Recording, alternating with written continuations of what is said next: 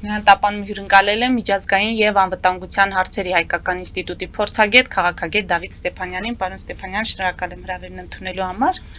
Իսրայելի կառավարությունը միաձայն հավանություն է տվել հայոց ցեղասպանությունը ճանաչելու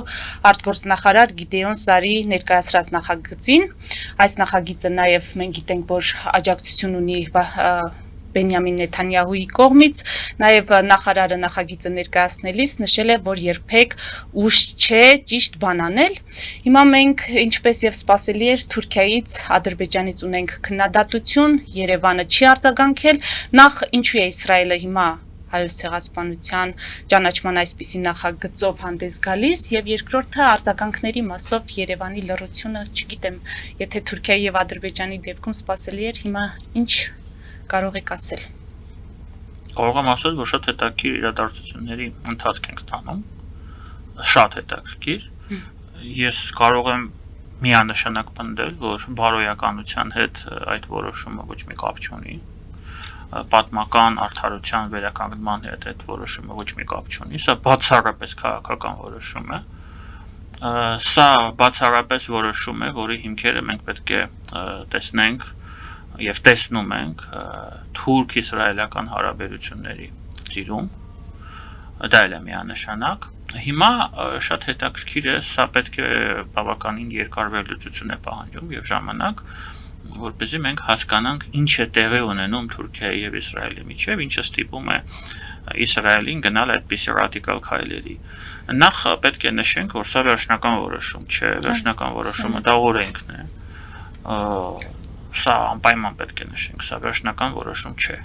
Եվ ես օրինակ չգիտեմ վերջնական որոշում լինելու է, թե ոչ, ես դրանով վստահ չեմ։ Ամեն ինչ կապված է դրանից, թե ինչ ընթաց կստանա Իսրայելի եւ Թուրքիայի միջեւ ներկա հակասությունները, ներկա լարվածության հերթական փուլը։ Այդ լարվածությունը սկիզբ է առել 2010 թվականի մայիսին, Մավի Մարմարայի դեպքերից հետո, Նավի, երբ այսպես կոչված ազատության նավատորմը գնում էր դեպի Պաղեստին եւ տեղի ունեցավ այդ միջադեպը, դրանից հետո Իսրայել-Թուրքիա հարաբերությունները սկսեցին լարվել եւ այդ լարման հերթական փուլը սկսվեց անցյալ տարի հոկտեմբերի 7-ից հետո, երբ Գազայում, Գազայից հարձակում եղավ Իսրայելի վրա եւ Իսրայելը ի պատասխան սկսեց ոչնչացնել Գազան, որպես տարածք։ Հիմա նոր հետաքրքիր իրադարձություններ են սկսվում արևելյան միջերկրական ծովում, արևելյան մասում, Կիպրոսի մասնակցությամբ, Ֆրանսիայի մասնակցությամբ, Հունաստանի մասնակցությամբ, Իսրայել, Ֆրանսիա, Հունաստան, Կիպրոս ալյանսն է ձևավորվում, որը միանշանակ ուղղված է Թուրքիայի դեմ։ Այն դեպքում, երբ Թուրքիան ունի այսօր սա իրենց մոտ համարվում է գոյաբանական խնդիր, կղզիների խնդիրը, որոնցով հունական կղզիներով շրջապատված է բոլոր կողմերից, Թուրքիան, դա թուրքական կառավարության համար, թուրքերի համար, որպես Օսմանյան կայսրության հետնորդ, իսկ իրենց միջև հիմա համարում են օսմաններ, իրականում դա ոչ միտեղ չի գնացել, շատ, այսպես ասած, նսեմացուցիչ է։ Հիմա Իսրայելը ներկա պահին գնում է առճակատման հարաբերություններում, այս հակամարտությունում, եւ այստեղ շատ մեծ կարեւորություն ունի նաեւ այն, ինչպես է ավարտվում Իրանի շուրջ զարգացումները։ Սա էլ է, մի կոմպլեքս է, հասկանում եք, մեծ գծիկ հարաբերությունների, որ Իսրայելը այսօր գնում է այս պահին մասնակի ճանաչման ցեղասպանության փաստի։ Հիմա ես չգիտեմ, ինչպես կզարգանան այդ հարաբերությունները։ Միգուցե Էրդողանը եւ Նեթանյահուն կպայմանավորվեն։ Մենք չգիտենք դա։ Միգուցե սա այսպիսի քայլ էր, որը պետք է մղի Էրդողանին գնալ պայմանավորվածությունների Իսրայելի հետ։ Այս բոլոր հարցերի մեծ կոմպլեքս է սա։ Կարող է պայմանավորվեն, կարող է չպայմանավորվեն։ Ես ուղղակի ուզում եմ նշել, որ չնայած դեռ անցյալ տարի թուրքերը հայտարարեցին, որ Իսրայելի հետ ընդհանրապես առևտուր չունեն, հիմա շատ լավ է առևտրային հարաբերությունները շարունակվում են Իսրայելի եւ Թուրքիայի միջեւ, սա էլ պետք է հաշվի առնենք։ Դրա համար այսօր կարելի է պնդել մեկ բան, սա քաղաքական որոշում է։ Սա որոշում է, որը դեռ օրենք չի դարձել եւ հայտնի չէ օրենք կդառնա, դեռ ոչ, ես այստեղ շատ մեծ տավատեսություն չունեմ, վստահ չեմ, որ դա կդառնա, չնայած չեմ բացառում դա իրականում։ Ամեն ինչ կախված է նրանից, թե Իսրայելի եւ Թուրքիայի միջեւ ինչպես են հարաբերությունները զարգանալու։ Թուրքիայից մենք տեսանք պատասխանը, տեսանք Ադրբեջանի պատասխանը, արձագանքը երկուսն են սպասել էր, մեր մոտից արձագանք չկա եւ դա արդեն խոսում է այն մասին, որ դա ընկնում է այն տրամաբանության շրջանակներում, որի մասին ես խոսում եմ։ Այո, քաղաքական է։ Այո, իհարկե,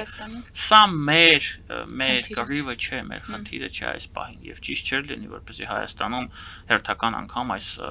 հարցի շուրջ էմոցիաներ առաջանային անել ԱԳՆ-ի։ Տեսեք, դուք էլ նշեցիք, չէ, որ արտգործնախարարն է ներկայացրել, չէ։ Սա արդեն խոսում է այն մասին, որ սա արտաքին քաղաքական, սա մեսեջ է, չէ։ Սա արդեն ինքը իր մեջ, եթե մենք դիվանագիտական լեզվից թարգմանենք, խոսում է այն մասին, որ սա քայլ է, որը ուղղված է Թուրքիային, մեսեջ է։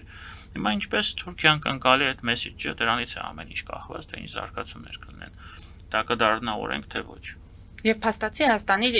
լռությունը կամ պաշտոնական Երևանի լռությունը ճիշտ է, օբյեկտիվ է, իրավիճակին համարժեք է, այսինքն որ շահարկում են մեր ցավոտ խնդիրը։ Ես կարծում եմ, որ այո, սա իմ սկզբունքային դիրքն է, ես միշտ եմ այդ մասին ասել, երբ տարբեր պետություններ օգտագործում են մեր վերքը, որը դեռ առնահոսում է, իրենց քաղաքական շահերից ելնելով։ Ես կարծում եմ այս պահին մենք պետք է ավելի շատ տռենք։ Եթե մենք իմանանք, որ իրոք, այսպես ասած, երբ կընդունեն, երբ կնեսետը կընդունի դա օրենքի տեսքով, այդ ժամանակ կարող ենք մեր վերաբերմունքը արտահայտել։ Չգիտեմ, ես այդպես կանեի։ Շատ լավ։ Հիմա մեր ներքաղաքական իրադարձություններին անդրադառնալով, պարոն Ստեփանյան, Սահմանադրական դատարանը շարունակում է քննել ընտրությունների արդյունքները վիճարկող այդ քաղաքական 7 ուժերի դիմումները։ Ինչ են շահում քաղաքական 7 ուժերը այս դիմումները ներկայացնելով եւ հնարավոր ինչ սպասել Սահմանադրական դատարանից որոշման առումով։ Ես ձեր թույլտվությամբ չէի միացնի այդ 7 ուժերը մեկ ճամբար, ես չգիտեմ 7 ուժերը միասին ինչ են սպասում, բայց որոշակի ուժեր, օրինակ ռուսամետ ուժերի մասին ենք մենք հիմա խոսում, նրանք շահում են ժամանակ։ Նրանք ստեղծում են գործողությունների իմիտացիա, ներքաղաքական օրակարգի, ձևավորված օրակարգի իմիտացիա, այն դեպքում, երբ այդ օրակարգը չկա իրականում։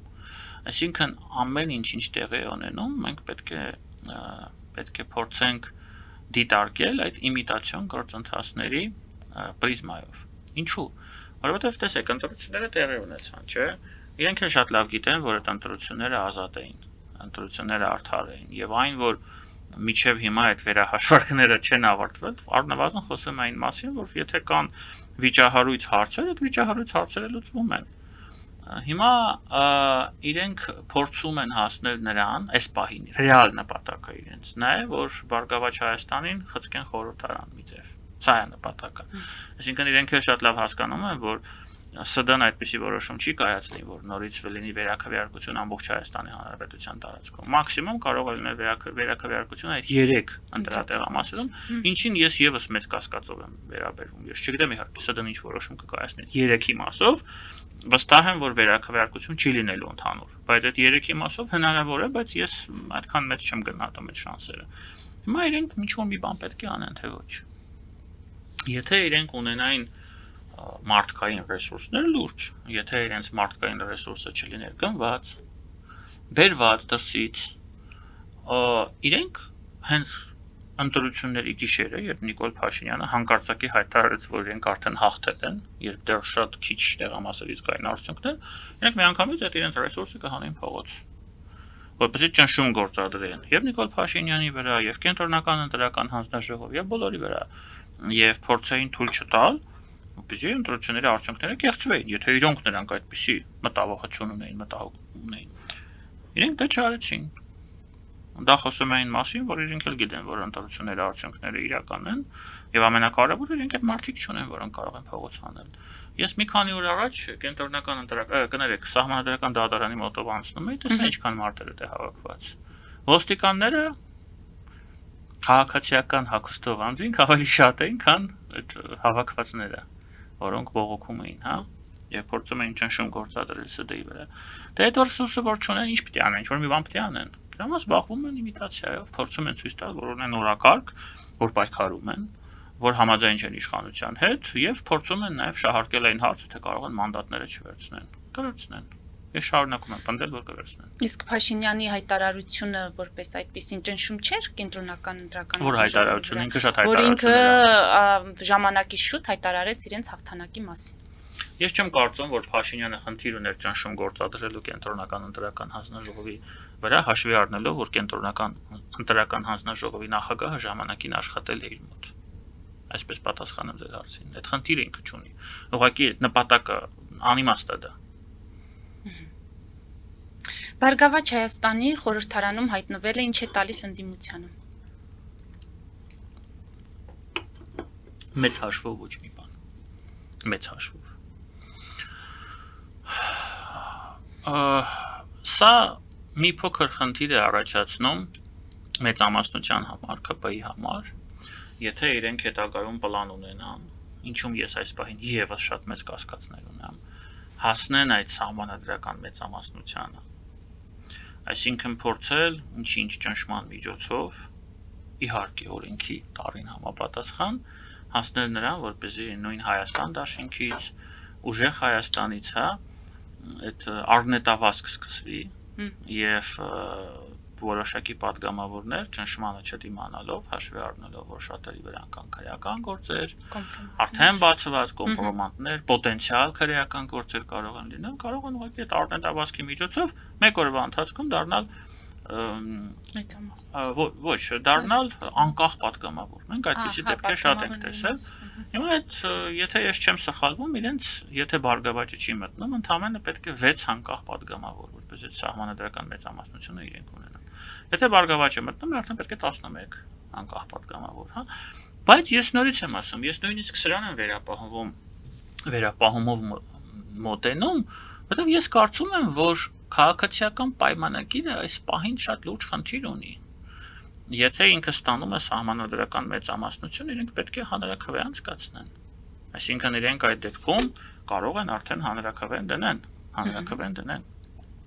Հիմա այդ պլեբիսցիտի դեպքում որևէ մեկը չգիտի ինչով է այն վերջանալու։ Իսկ եթե մարդիկ գնան եւ ասեն ոչ, ինչպես դա կօգտագործվի Ադրբեջանի կողմից Հայաստանի Հանրապետության դեմ, ինչպես դա կօգտագործվի նույնս ռուսամետ ուժերի կողմից Հայաստանի Հանրապետության դեմ, ինչպես դա կօգտագործվի Ռուսաստանի կողմից, այնքան հարցերը շատ են։ Եթե ես լինեի իշխանություն, ես չէի գնա դրան, այսինքն ես չէի փորձի ստանալ այդ սահմանադրական մեծամասնությունը։ Մենք միշտ խնդիրը դիտարկում ենք մեկ կողմից, մեդալի մեկ կողմից, բայց կա մեդալի մյուս կողմը։ Ամեն ինչ այդքան հեշտ չի։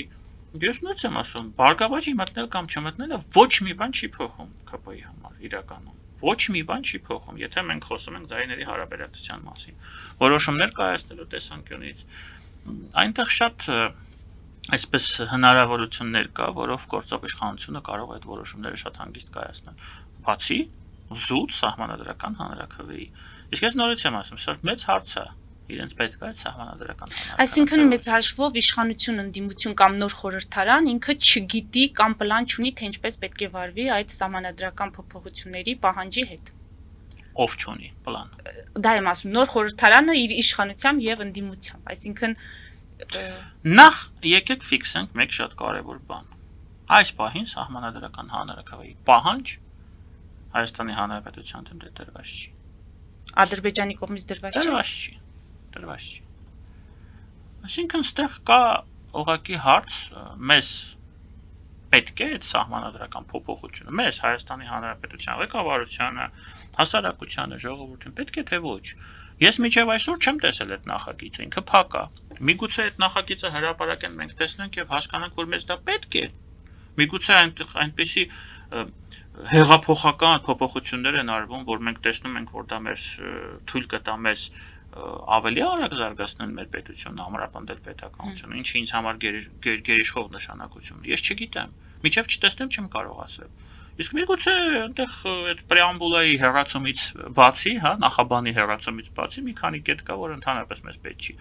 Դրա համար ես չեմ կարող այս բանին ձեր հարցին պատասխանել, բայց այն որ այս սահմանադրական փոփոխությունները այս կետը հաշվի առնելով նախաբանի հեռացնելու իշխանության համար մեծ ռիսկեր են պարունակում, դա ես կարող եմ պնդել 100%-ով։ Հետևաբար ես չեմ կարծում, որ իշխանությանը այդ սահմանադրական փոփոխությունների հանրաքվեն այս պահին պետք է։ Պարոն Ստեփանյան, քանի որ շատերն են ավելի շատ հնարավոր համարում, որ ընդդիմությունը կվերցնի մանդատները եւ կգնա խորհրդարան, այնտեղ մենք կտեսնենք ամեն դեպքում նոր խորհրդարանի աշխատանք, հիմա նոր խորհրդարանը նախագահելու է Թուրքիայի հետ հատուկ բանագնաց Ռուբեն Ռուբինյանը, վստահ եմ գիտեք, որ ընդդիմադիր հայտնի շրջանակները այս թեև փակ քվեարկությամբ արդյունքը կամ նոր նախագահի նշանակումը ասում են կապեցին ուղիղ Թուրքիայի հետ, ասում են Թուրքիայի պահանջով է, ոմանք ասում են ոչ Փաշինյանի որոշումն է Թուրքիային հաջողանալու համար, ոնց պտտվում ենք ամեն ինչ կապում են Թուրքիայի հետ։ Հիմա չգիտեմ, դուք կուզեք այս պրիզմայից անդրադարձեք եւ ձեր դիտարկումներն արեք, կուզե կամ փորձեն գնահատել Ալեն Սիմոնյանի աշխատանքը որպես խորհրդարանի ղեկավար։ Եվ հիմա երբ որ հատուկ բանագնաց նաև խորհրդարանի ղեկավար արդյունավետ աշխատանքի առումով ինչ կարող եք ասել։ Այո, փորձենք։ Նախ Թուրքիայի մասով ընդդիմության այս բոլոր քարոզչական հնարքները կապել Հայաստանի ներքաղաքական օրակարգը եւ իշխանության օրակարգը Թուրքիայի եւ Ադրբեջանի պահանջների հետ չափազանց պրիմիտիվ է։ Սա պրիմիտիվության գագաթնակետն է։ Ես նույնիսկ այդ մասին չեմ ուզում խոսել եւ ինչ որ գնահատական հնչեցնել։ Հա, սա պրիմիտիվություն է։ Ես չեմ կարող այդ մասին ուղղակի խոսել։ Հիմա ես կարծում եմ, որ Ալեն Սիմոնյանի աշխատանքին պետք է գնահատական հնչեցնի քաղաքացիական պայմանագիր կուսակցությունը, հա, իրենց ընտրողները եւ մարդիկ, ովքեր ընտրել են ժամանակին այդ կուսակցությունը եւ Ալեն Սիմոնյանին փաստացի ընտրել են ազգային ժողովի նախագահ։ Ես չափազանց դժգոհ եմ ամբողջ այդ գումարման ազգային ժողովի աշխատանքից, որովհետեւ այնտեղ ես նորից եմ սա ասում, չի եղել քաղաքական միտք, նա չի դարձել ժողովրդավարության բաստիոն, իսկ պետք է լիներ ժողովրդավարության բաստիոն։ Ես չեմ ուզում բոլորին վիրավորեմ, այնտեղ կային մարդիկ, որոնք փորձում էին աշխատել։ Անոնց դրական նախաձեռնություններ էին առաջ բերում, ինչ որ բաներ ընդունվել է, դրական բաներ են ընդունվել, բայց ընդհանուր առմամբ, եթե մենք մթնոլորտը, հա, փորձենք գնահատել, շատ վատն է եղել այդ մթնոլորտը։ Ազգային ժողովը մեր խայտարակություններ այդ բոլոր տարիներին եւ այստեղ մեղավորությունը միայն Ալեն Սիմոնյանինը չի, որ մենք ասենք Ալեն Սիմոնյանն էր մեղավոր, դրա համար փոխեցին դրեցին Ռուբեն Ռուբինյանին։ Տեսնենք Ռուբեն Ռուբինյանը ինչպես կդիմադրի այդ ամենին, որտեղ նոր խորհրդարանը որակապես ոչ մի բանով չի տարբերվում հին խորհրդարանից։ Եվ այդ մասին ասել եմ դեռ միջև ընտրությունները։ Արդեն ասել եմ, չէ՞, դեզել եմ ասել։ Պարզ էր, որ լինելու է այդ որակի խորհրդարանը եւ մենք ենք ընտրել այդ խորհրդարանը։ Հիմա ումից ենք դժգոհում։ Ես այստեղ կոպիտ ասած գումարելիների տեղերը փոխելուց գումարը չի փոխվում։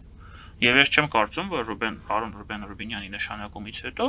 ինչ որ մենք բացասական տենդենսներ ենք ունենալու կամ դրական տենդենսներ կամ դա խանգարելու է Թուրքիայի հետ աշխատանքին կամ օգնելու է։ Ոչ օգնելու է, ոչ խանգարելու է, դրանից ոչ մի բան չի փոխվելու, քաղաքականությունը չի փոխվելու եւ ամենակարևորը եւ ցավալին այն է, որ խորհրդարանի որակը չի փոխվելու, որովհետեւ որակը շարունակում է մնալ անորակ։ Ես նորից եմ ասում, այնտեղ կան մարդիկ, որոնց ես շատ եմ հարգում, ճանաչում եմ անձամբ, բայց դա բոլորին չի վերաբերում, բայց ընդհանուր առմամբ որպես կառույց, հա, սոցհարցումները տեսեք, ժողովուրդը ինչ է ասում։ Դա պարադոքսն է, նա, որ այդ սոցհարցումներից հետո նույն ժողովուրդը գնում է եւ ընտրում է քաղաքական ուժերին, որոնք այդ խորհրդարանը դարձնում են խամաճիկների ինչ որ հավաքածու, հա, կլոունադայով են զբաղվում այդտեղ մարդիկ։ Ես ոնց եմ ասում, ես չեմ կարծում, որ պարոն Սիմոնյանն է այստեղ եղել մեղավոր միայն, եւ հիմա պարոն Ռուբինյանին բերել են փոխեն պարոն Սիմոնյանը եւ դրանով վիճակը լուծվելու է, խնդիրը լուծվելու է։ Խնդիրը շատ ավելի խորքային է։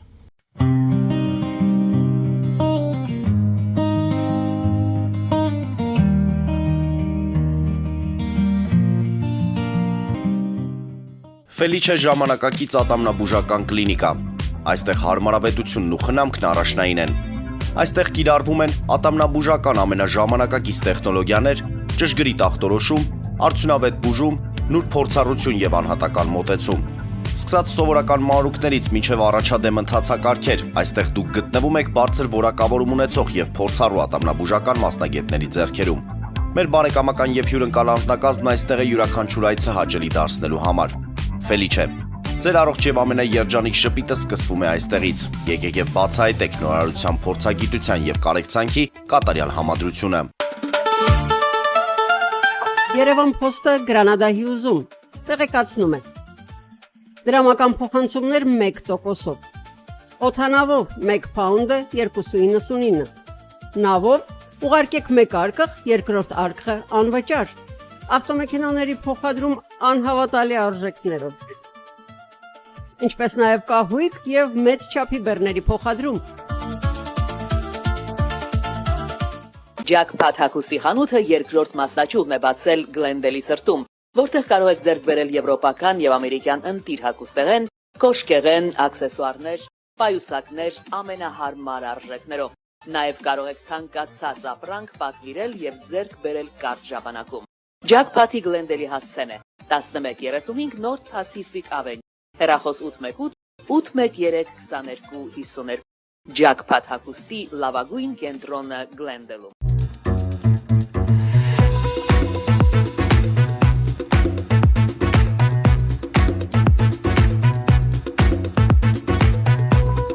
Արարատ ռեստորան, ընտանեկան եւ ընկերական ժամանցի լավագույն հասցե, սիրված արտիստներ, հյուրընկալ մթնոլորտ, հարուստ ճաշացան, անմահական խորտիկներ, Արարատ ռեստորան, հասցեն անփոփոխ, սիրով սպասում ենք ձեզ։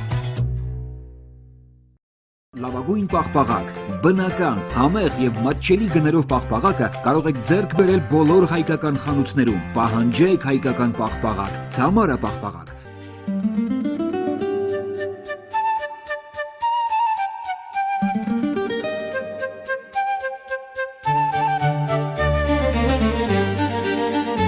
Նոյան տապան տպարան,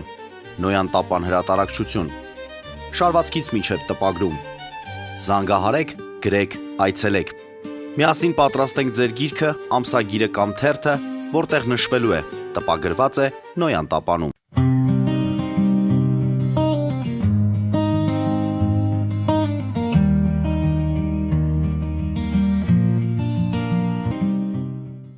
Ուկրաինական անօթաչուները լուրջ խնդիրներ ստեղծեցին Ռուսաստանի համար այդ վառելիքի հետ կապված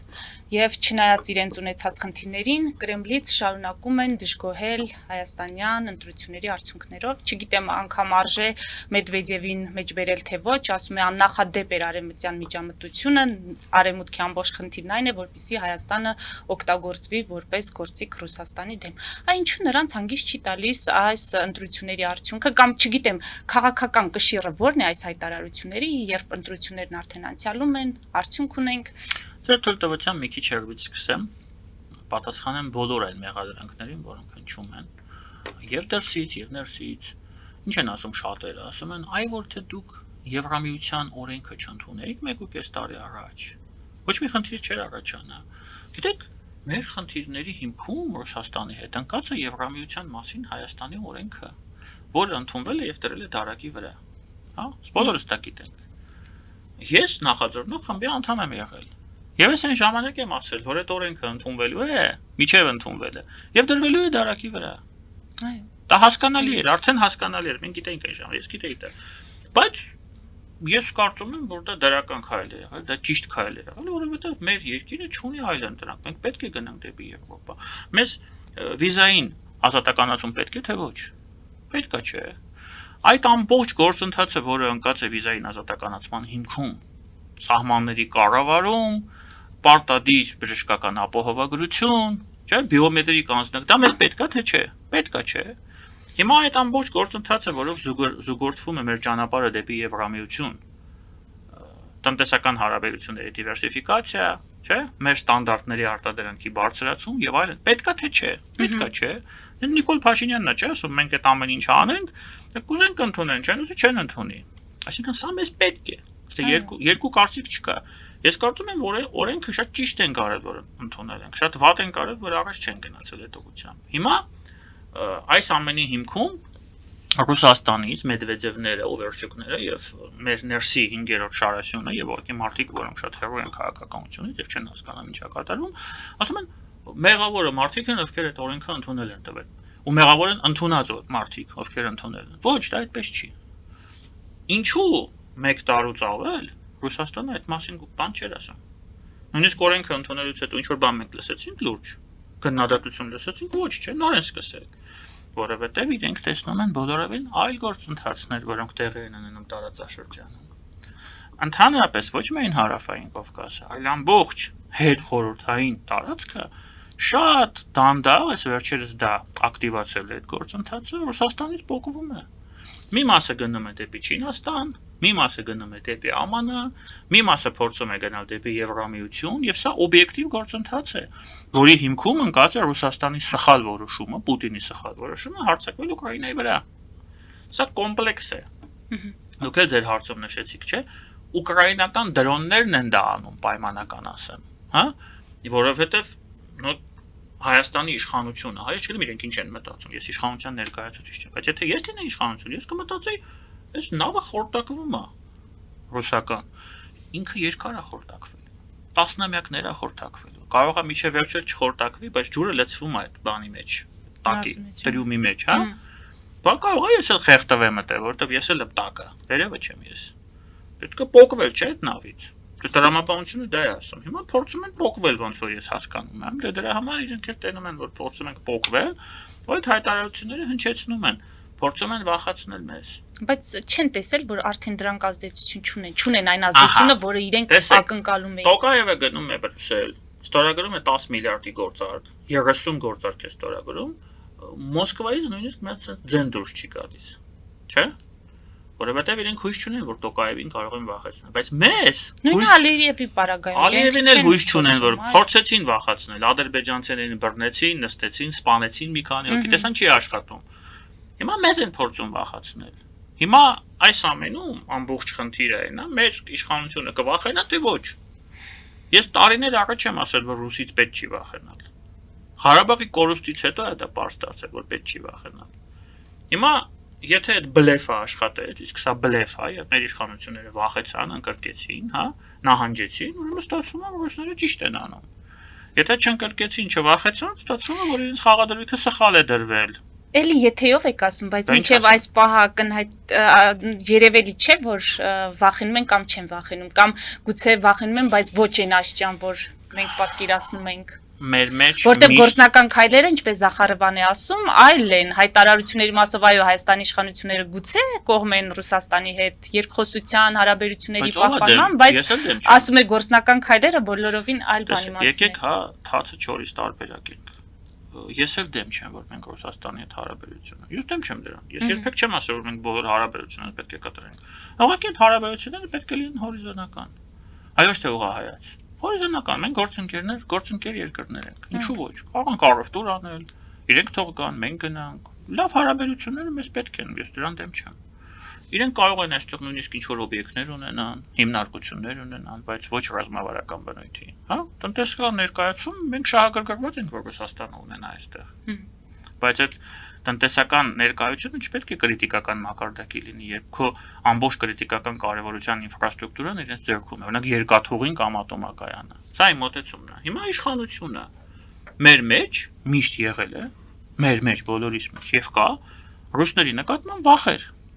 Տարբեր ժամանակաշրջանում այդ վախերը ունեցել են օբյեկտիվ պատճառներ եւ սուբյեկտիվ պատճառներ։ Հիմա ես ասում եմ, օբյեկտիվ պատճառները չկան այս պահին։ Մնացել են սուբյեկտիվ պատճառները, ֆոբիաներն են մնացել։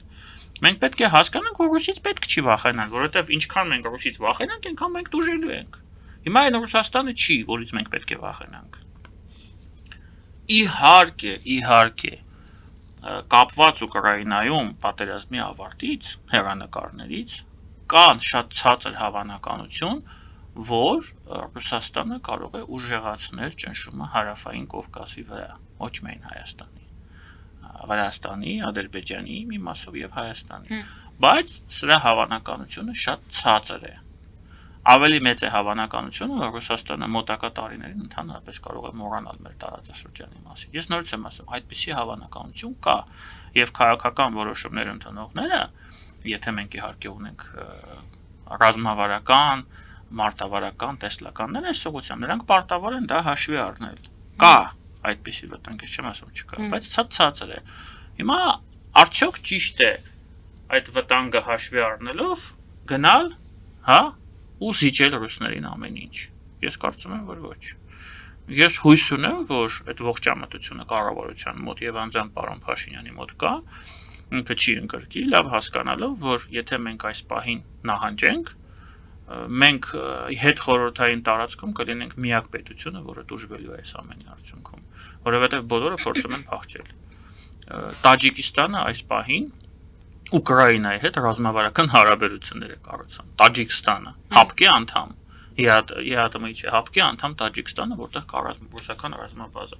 Եվ նորից ոչ մի ծպտուն չկա Մոսկվայից։ Այդ լավ, այդ ինչի են հենց մեզ թիրախավորել։ Թիրախավորել են, որովհետև զգում են, որ տեղ կա։ Տեղ կա, որ վախում ենք։ Հենց տեսնեն, որ չենք վախենում, չեն թիրախավորի։ Շատ պարզ է, շատ պրիմիտիվ է այս ամենը։ Ամփոփելով, պարոն Ստեփանյան, դուք էլ մեջ բերեցիք Նիկոլ Փաշինյանին, որ ասում է Եվրոպական միությանը կմոտենանք այնքան, որքան նրանք թույլ կտան կամ կուզեն, այսինքն կամ որ պահին մենք պատրաստ կլինենք կմոտենանք Եվրոպական միությանը։ Հիմա այս ռուսական տնտեսական պատժամիջոցների ֆոնին, երբ Եվրոպական միությունից մենք լսեցինք աջակցող հայտարարություններ, աջակցությունների մասին հայտարարություններ, թե ֆինանսական, թե բերքի տարբեր ապրանքների թույլտվությունների, որոնք դուրս եկան եվրոպական տարբեր երկրների շուկաներ, սա չի նշանակում ինչ որ առումով այդ պատասխանը չէ, որ Եվրոպական միությունում Հայաստանի համար տեղ կա։ Եվ այս համատեքստում, այս հարցի շրջանակներում նաև Ուրսուլա ֆոն դեր Լայենի սպասվող այցից Դուք շատ ճիշտ ասացիք ինչ որ առումով, հենց այդ ինչ որ առումովն է ամենամեծ խնդիրը։ Եկեք ոչ թերագնահատենք, ոչ էլ գերագնահատենք հա Եվրամիության պոտենցիալ աջակցությունը եւ ներկա։ Ես ուղղակի մի քանի բան եմ ուզում ասեմ։ Երբ օրինակ Եվրամիությունից ինչ որ պետական խոշոր պաշտոնյա եվրոբյուրոկրատ ասում է, որ մենք Հայաստանին կտրամադրենք օրինակ 270 միլիոն եվրո։ Հետո անցնում է ինչ որ ժամանակ, ասում է մենք Հայաստանին կտրամադրենք 130 միլիոն եվրո։ Դա չի նշանակում, որ 270 են տրամադրելու պլյուս 130։ Դա նշանակում է, որ 130-ը այդ 270-ի մասը։ Մեզ մոտ շատ դեպքերում էմոցիոնալ առումով էյֆորիա է առաջանում, կամ փող են տալի, բայց իրականում դա այդպես չի։ Նույն այդ վերջի հայտարարությունը 50 միլիոնի մասին։ Դա 50 միլիոն չի իրականում, դա շատ ավելի քիչ գումար է։ Ես չեմ ուզում թվեր նշեմ, չնայած գիտեմ։ Սա մենք պետք է հասկանանք։ Մենք պետք է հասկանանք, որ մեր փոխարեն Բրյուսելում չեն աշխատելու։ Մենք պետք է հասկանանք, որ իրենք ուզում են դա անել։ Հիմա մենք պետք է ձևակերպենք մեր օրակարգը, ասենք մենք կարող ենք անել սա։ Պայմանական, եթե սա մի բան կա, հա, մուրաբա է, ելակի, որտեղ 50% շաքար է, մենք հարցնում ենք ձեր շուկայում։ Շատ պրիմիտիվ եմ ասում։ Պրիմիտիվ եմ ասում։ Թույլատրելի է, դուք ասում եք ոչ, մենք հարցնում ենք ո՞րն է թույլատրել։ Դուք ասում եք 10%-ը։ Շատ լավ, մենք պարտավորություն ենք վերցնում, որ մենք այս շաքարը չենք ցի 40 տեխնոլոգիական բանը կարող եք մեզ օգնել այս հարցում։ Հա, օրինակ շուտ տեխնոլոգիա է պետք, ես չգիտեմ, ես սննդի մասնագետ չեմ։ Ես պրիմիտիվ եմ բացատրում, որ པարզ դառնա, բոլորին པարզ դառնա, նույնիսկ ինձ էլ པարզ դառնա։ Հիմա եթե դուք դրանից հետո կգնեք այս մուրաբան, կգնենք, շատ լավ, ուրեմն ես սարքում եմ նորմալ մուրաբա, չեմ սարքում զիբիլ, որը Ռուսաստանին է վաճառում, դուք էլ գնում եք։ Սա երկկողմանի ճանապարհ է, հա, երկկողմանի փոխադարձ աշխատանք։ Հենց չի, որ հիմա իրենք բերել են փողերը լցնեն մեր վրա, մենք այդ փողերը ծախսենք ու մնանք նույն տեղում։ Չէ, այդպես չի լինելու։ Վաղը մեր ամբողջ բերքը կփտի դաշտում։ Այսինքն պետք է աշխատանք։ Հնարավորությունը մարդիկ տալիս են, նրանք բաց են, բայց պետք չի սպասել, որ իրենք դա անելու են մեր փոխարեն, պետք չի սպասել, որ իրենք անընդհատ մեզ գումարներ են տալու, մենք ոչ մի բան չենք անելու, ուղղակի սուբսիդավորելու ենք այդ մարդկանց կորուստները, իսկ իրենք շարունակելու են արտադրել անորակ արտադրանք կամ արտադրանք, որը միայն Ռուսաստանն է սպառում, ինչի երկու դեպքում էլ նույն բանն է։ Մենք ունենք մեր աշխատանքը, Եվրամիությունը իր աշխատանքը, եւ ես վստահ եմ, եթե մենք այդ ուղղությամբ գնանք, մենք մոտակա 1-2 տարում այդ խնդիրը կլուծենք տնտեսության դիվերսիֆիկացիա։ Իսկ դրանից հետո մեզ արդեն Մեդվեդևի հայտարարությունը ընդհանրապես հետաքրքիր չեն լինելու։ Եթե շատ կարճ այսպիսի մոտեցում, եւ դա վերաբերվում է շատ ավելի զգայուն հարցերին։ Օրինակ երկաթուղու, ատոմակայանի, սա ռազմավարական նշանակություն ունեցող հարց է։ Լոլիկը բանը ավելի հեշտ է լուծելը։ Սրանք են դժվար հարցերը։ Ես օրինակ չգիտեմ երկաթուղու հարցը ինչպես է լուծվելու, բայց ես գիտեմ, որ այդ հարցը պետք է լուծել։ Ռուսաստանին թույլ տալ, որ Ռուսաստանը այսօր ունենա Հայաստանի ներսում երկաթուղի, դա մեզ համար անթույլատրելի ճոխություն է, եւ մեզ համար դա ճանապարհ է դեպի գահավիժում։ Օրինակ, հա, ուղղություններից մեկն եմ ասում։ Այն դեպքում, երբ մենք այսօր ամբողջ ռազմավարությունը կառուցում ենք նրա վրա, որ տարածաշրջանը պետք է բացվի։ Այսպիսի մոտեցում։ Ուրեմն տեսնենք, թե ինչ կանի նոր իշխանությունը կամ Այն, որ իշխանությունը պետք է անի, ես դրանում վստահ եմ, կանի թե ոչ, ինձ փոխարեն չեմ կարող ասել։ Շնորհակալ եմ։ Ես Մեծ շնորհակալ եմ։ դիտողներին հիշեցնեմ, որ զրուցում էի միջազգային եւ անվտանգության հարցերի հայկական ինստիտուտի փորձագետ, քաղաքագետ Դավիթ Ստեփանյանի հետ։ Մեր ուղիղ եթերները կարող եք դիտել Patreon-ում, նաեւ այդ հարթակում աջակցել էկրանին երևացող QR կոդով։